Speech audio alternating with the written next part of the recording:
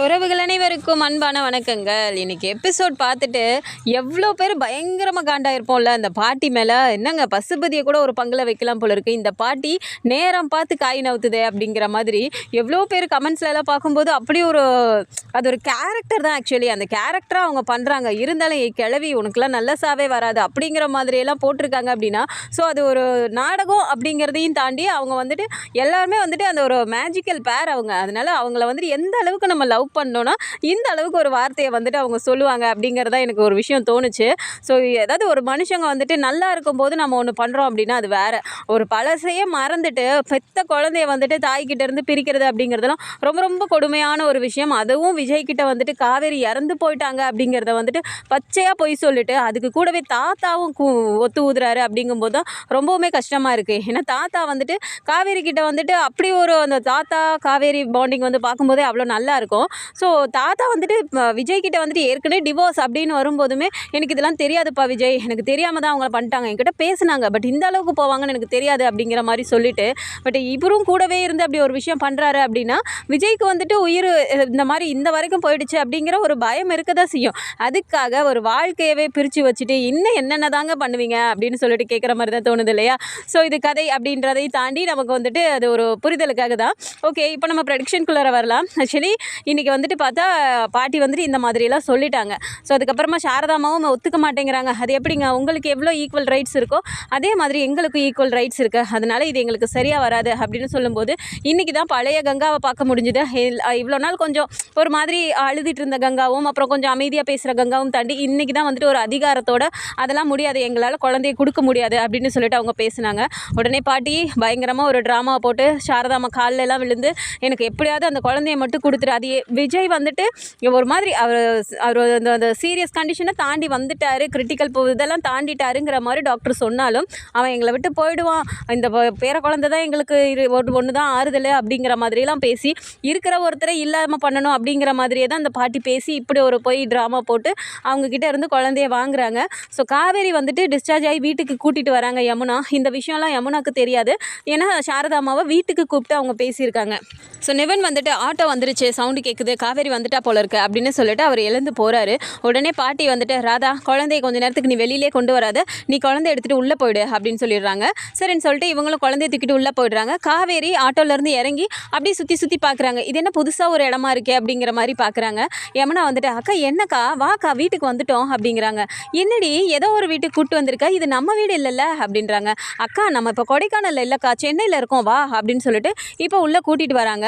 உள்ளார வந்த போதுமே பார்த்தா எல்லாருமே இவங்கெல்லாம் புதுமுகமாக இருக்கும்போது அம்மா இவங்கெல்லாம் யார், எனக்கு ஆக்சிடென்ட் ஆயிருக்குன்னு இவங்கெல்லாம் என்னை பார்க்க வந்திருக்காங்களா அப்படின்னு சொல்லிட்டு காவேரி கேட்குறாங்க. அப்போவுமே அவங்களுக்குலாம் ஒரு மாதிரி ஆனாலும் அன்பு ஒரு மாதிரி அந்த வில்லத்தனமாக ஒரு சிரிப்பு ஒன்று சிரிக்கிறாரு. பாட்டி வந்து பார்த்துட்டு அப்படியே திருப்பிக்கிறாங்க. அப்போவுமே வந்துட்டு ஒரு கர்டசிக்காக பேசணுமே அப்படிங்கிற மாதிரி, அது ஒன்றும் இல்லைம்மா உனக்கு உடம்பு சரியில்லைன்னு சொன்னாங்க, ஆக்சிடென்ட் ஆயிடுச்சுன்னு, அதான் பார்த்துட்டு போகலான்னு வந்தோம், நீ சொன்னது தான் கரெக்டு அப்படிங்கிறாங்க. சாரதாமாக்கு அப்படியே கண்ணிலேருந்து தண்ணியாக ஊற்றுது. அப்போவுமே போயிட்டு என்னம்மா எதுக்குமா அழுகிற, அதான் நான் வந்துட்டேன்ல அப்படிங்கிறாங்க. அதெல்லாம் ஒன்றும் இல்லடி காவேரி, வா நம்ம கிளம்பலாம் அப்படிங்கிறாங்க. என்னம்மா இப்போ தான் அங்கேருந்து இங்கே கூட்டிகிட்டு வந்தீங்க, இதுதான் நம்ம வீடுன்னு இவ சொன்னாலே இப்போ அப்படின்னு சொல்கிறாங்க காவேரி. உடனே யமுனா வந்துட்டு அக்கா ஒரு நிமிஷம் இரு அப்படின்னு சொல்லிட்டு அம்மா இப்போ காவேரி கவனி எங்கே கூப்பிட்டுட்டு இருக்க, வீட்டுக்கு தான் கூட்டிகிட்டு வந்துட்டேன்ல அப்படின்றாங்க. இல்லடி நம்ம வீட்டுக்கே போகிறோம் அப்படிங்கிறாங்க. ஏமா அக்காவை அங்கே கூப்பிட்டு போகிறோமா அப்படின்றாங்க. ஆமாண்டி இங்கேருந்து இவங்க யாரையுமே தெரியல, நம்ம வீட்டிலேயே அவள் கொஞ்ச நாள் இருக்கட்டும் அப்படின்றாங்க. சரி ஓகே அப்படின்னு சொல்லிட்டு இப்போ காவேரி கிட்டே போயிட்டு அக்கா நம்ம வீடு இது இல்லைக்கா, அம்மா எல்லாம் இங்கே இருந்தாங்க அதனால இங்கே வந்தோம், நம்ம தனியாக அங்கே அப்பள பிஸ்னஸ்லாம் பண்ணிகிட்ருக்கோம்ல அதனால அதுக்கு தனியாக ஒரு வாடகை எடுத்து அங்கே இருக்கோங்க்கா, நம்ம அங்கே போகலாம் அப்படிங்கிறாங்க. என்ன எத்தனை வீடு தான் சென்னையில் நீங்கள் எடுத்து வச்சுருக்கீங்க, எனக்கு ஒன்றுமே புரியல அப்படிங்கிறாங்க. சரிக்கா வா நம்ம வீட்டுக்கு போகலாம் அப்படின்னு சொல்லிட்டு இங்கேருந்து கிளம்புறாங்க. அப்போவுமே போயிட்டு எல்லாருமே கிளம்பும்போது நிவன் வந்துட்டு அவரோட காரில் கூப்பிட்டு கிளம்புறாரு. டக்குன்னு யமுனா இருந்துட்டு அம்மா என்ன நீ பாட்டுக்கு வந்துட்டு இருக்க அப்படின்றாங்க. வேறு என்னடி பண்ண சொல்கிற அப்படின்றாங்க.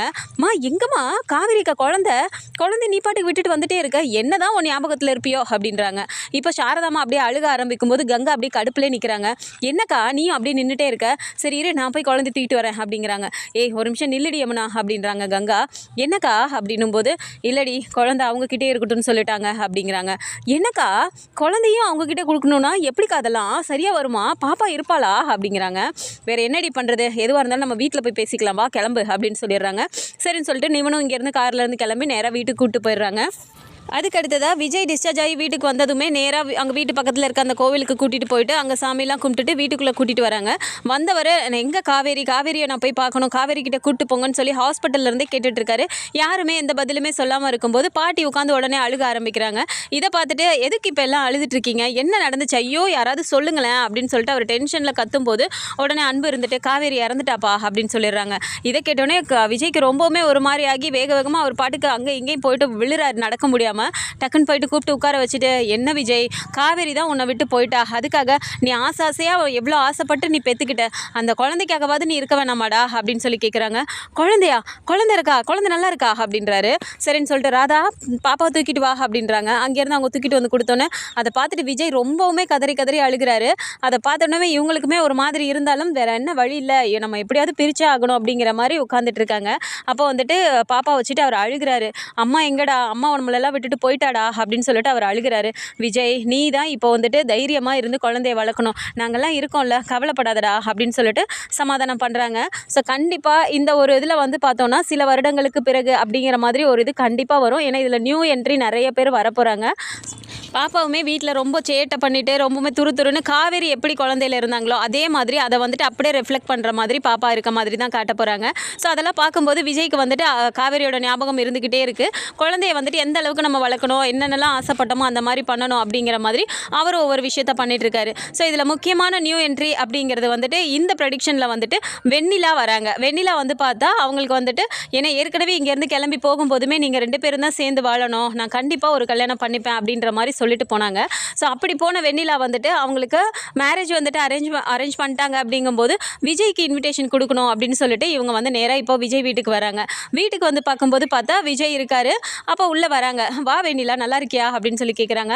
நான் நல்லா இருக்கேன் விஜய், நீ எப்படி இருக்க அப்படின்னு சொல்லி கேட்டுட்டு, ஆமாம் காவேரி எங்க அப்படின்னு சொல்லி கேட்குறாங்க.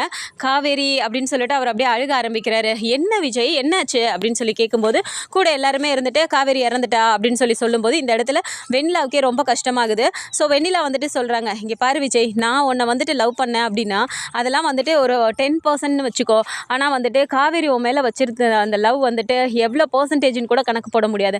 அந்த அளவுக்கு உன் மேலே வந்துட்டு காவேரி அவ்வளோ லவ் பண்ணாங்க.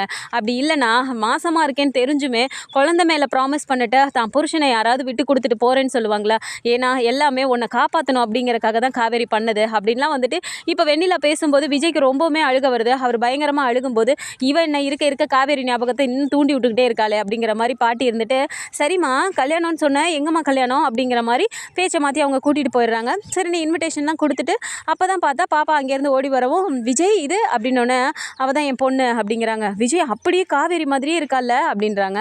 அப்படி பார்த்து பேசிகிட்டு இருக்கும்போது ஓகே மேரேஜ்க்கு வந்துரு அப்படின்னு சொல்லிட்டு இங்கேருந்து அவங்க கிளம்பி போகிறாங்க. ஸோ வெளியில் போனதுக்கப்புறமா அவங்க மாமா கூட வந்துட்டு ஷாப்பிங் போகணும், கொஞ்சம் சென்னையிலே பர்ச்சேஸ்லாம் முடிச்சுட்டு போயிடலாம் அப்படின்னு சொல்லிட்டு அவங்க ஷாப்பிங்க்கு போகிறாங்க. அங்கே ஷாப்பிங்க்கு போகும்போது பார்த்தா நிறைய அவங்க எல்லா பர்ச்சேஸுமே முடிச்சுட்டு பில் போட வரும்போது பார்த்தா அந்த இடத்துல காவேரியை பார்க்குறாங்க. காவேரியை பார்த்த உடனேமே வெண்ணிலாவுக்கு பயங்கரமாக ஷாக் ஆகுது. ஸோ அவங்க பார்த்துட்டு காவேரி அப்படின்னு சொல்லி கூப்பிடுறாங்க. ஸோ வெண்ணிலாவை பார்த்துட்டு காவேரிக்கு புரியவே இல்லை, யாருன்னு தெரியல. பார்த்துட்டு ஆமாம் நான் காவேரி தான், நீங்கள் அப்படின்னு சொல்லி கேட்குறாங்க. கூடவே கங்கா யமுனா எல்லாருமே வந்திருக்காங்க ஷாப்பிங்க்கு, மொத்தமாக தான் ஒன்றா வந்திருக்காங்க. ஸோ வந்துட்டு இப்படி கேட்ட உடனே இவங்களுக்கெல்லாம் வெண்ணிலாவை தெரியும் அப்படிங்கும்போது அவங்க வந்துட்டு டக்குன்னு சமாளிக்கிறாங்க. அது உன் ஃப்ரெண்டு தான், நம்ம வீட்டு பக்கத்தில் இருந்தாங்க, உனக்கு மறந்துருச்சுன்னு நினைக்கிறேன் அப்படிங்கிறாங்க. அப்படியா, எனக்கு ஞாபகமே இல்லை அப்படிங்கும்போது இப்போ வெண்ணிலாவுக்கே ஒன்றுமே புரியல. என்னன்னா ஃப்ரெண்டு வீட்டு பக்கத்தில் இருந்தேன்னா என்ன சொல்லிட்டு இருக்கீங்க அப்படின்னு சொல்லும்போது இப்போ நிவின் தனியாக கூட்டிகிட்டு போயிடுறாரு.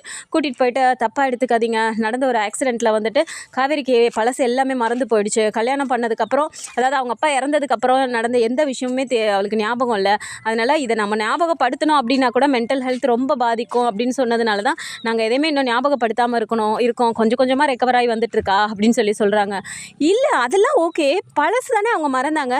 இப்போ நீங்கள் சொல்கிறத வச்சு பார்க்கும்போது அவங்களுக்கு வந்துட்டு விஜய் பற்றின ஞாபகம் இல்லை, அவங்களுக்கு குழந்தை பிறந்தது ஞாபகம் இல்லை, அதானே சொல்ல வரீங்க அப்படின்னு சொல்கிறாங்க. ஆமாம் அதுதான் அப்படிங்கிறாங்க. சரி அதெல்லாம் ஓகே, ஆனால் காவேரி இங்கே தானே இருக்காங்க அப்படின்றாங்க. ஆமாம் இங்கே தான் இருக்கா அப்படின்னும் போது அப்புறம் எதுக்காக விஜய் வந்துட்டு காவேரி இறந்து போயிட்டான்னு சொல்லிட்டு அங்கே உட்காந்து அழுதுட்டு இருக்கான். வீட்டில் எல்லாருமே காவேரி இறந்து போயிட்டான்னு சொல்லி தானே என்கிட்ட இப்போ சொன்னாங்க அப்படிங்கிறாங்க. இதை கேட்டதுமே எல்லாருக்குமே ரொம்பவுமே ஷாக் ஆகுது. காவேரி இறந்து போயிட்டான்னு சொன்னாங்களா அப்படின்னு சொல்லி கேட்குறாங்க.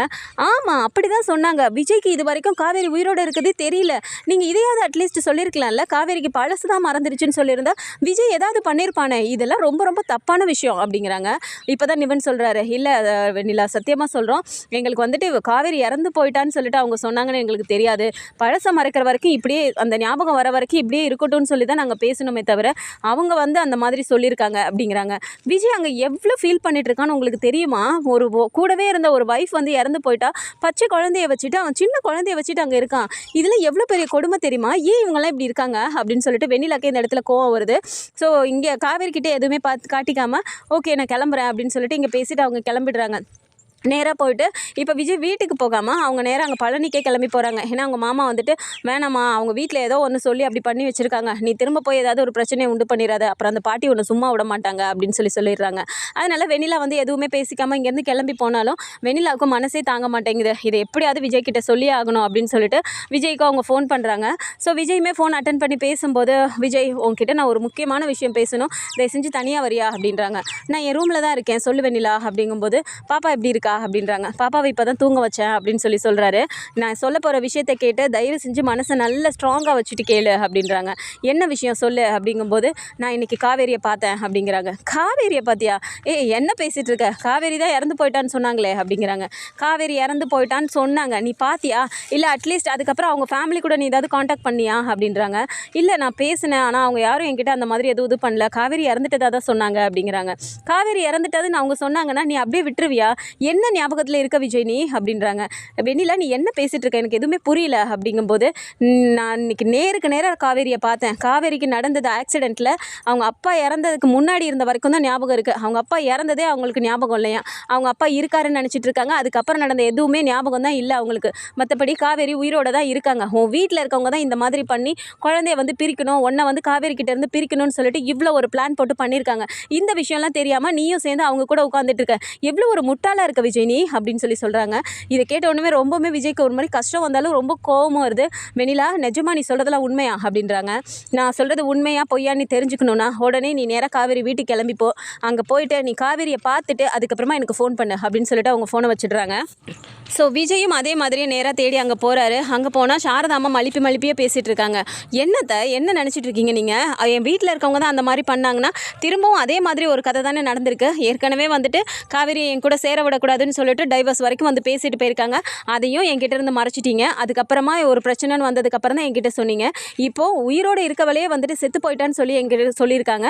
அதுக்கும் நீங்கள் எல்லாம் எப்படி அதை ஒத்துக்கிட்டீங்க? காவேரி எங்கே? நான் முதல்ல காவேரியை பார்க்கணும் அப்படிங்கிறாங்க. மாப்பிள்ளை சொன்ன கேளுங்க மாப்பிள்ளை அப்படின்றாங்க. அது எப்படி என்னால் இருக்க முடியும் நீங்கள் எல்லாம் நினச்சிங்க? இது வரைக்கும் நான் உயிரோடு இருக்கேன் அப்படின்னா சத்தியமாக அது என் பொண்ணுக்காக மட்டும்தான். இப்போ என் பொண்ணு வடிவத்திலேயாவது ஒரு காவேரி என் கூட இருக்காளோன்னு நினச்சிட்டு தான் இத்தனை நாளாக நான் வாழ்ந்துட்டு இருந்தேன். அவள் போயிட்டான்னு தெரிஞ்ச உடனே குழந்தை இல்லைன்னா நான் எப்பயோ செத்து போயிருந்திருப்பேன். அவங்க தேவையில்லாமல் என்னையுமே இழந்திருப்பாங்க. ஆனால் இப்படி ஒரு ட்ராமா பண்ணி என்னை ஏமாற்றிருப்பாங்க நான் நினச்சி கூட பார்க்கல. அதுக்கு நீங்களும் சேர்ந்து அப்படியே இருந்துட்டீங்கல்ல அப்படிங்கிறாங்க. மாப்பிள்ளை எங்களை வேறு என்ன செய்ய சொல்கிறீங்க? அவ்வளோ பெரிய மனுஷி பாட்டி என் காலில் வந்து விழுறாங்க. வந்து விழுந்துட்டு என்னை எப்படியாவது என் பேத்தியை என்கிட்ட கொடுத்துட்டு போயிரு, நீங்கள் அப்படியே போயிருங்க, இந்த பிரச்சனை எங்களுக்கு வேண்டாங்கிற மாதிரி அவங்க எங்ககிட்ட பேசிட்டாங்க. வீட்டை விட்டு போக சொல்லிட்டாங்க தம்பி, அதனால தான் நாங்கள் வந்துட்டோம் அப்படிங்கிறாங்க. நீங்கள் என்ன பண்ணாலும் நீங்கள் சொன்னது நடந்துக்கிட்டது தப்பு தான் அத்தை. அவங்க என்ன சொல்லியிருந்தாலும் நீங்கள் என்கிட்ட சொல்லியிருக்கணும்ல அப்படின்னு சொல்லிட்டு அவர் அப்படியே அழுகிறாரு.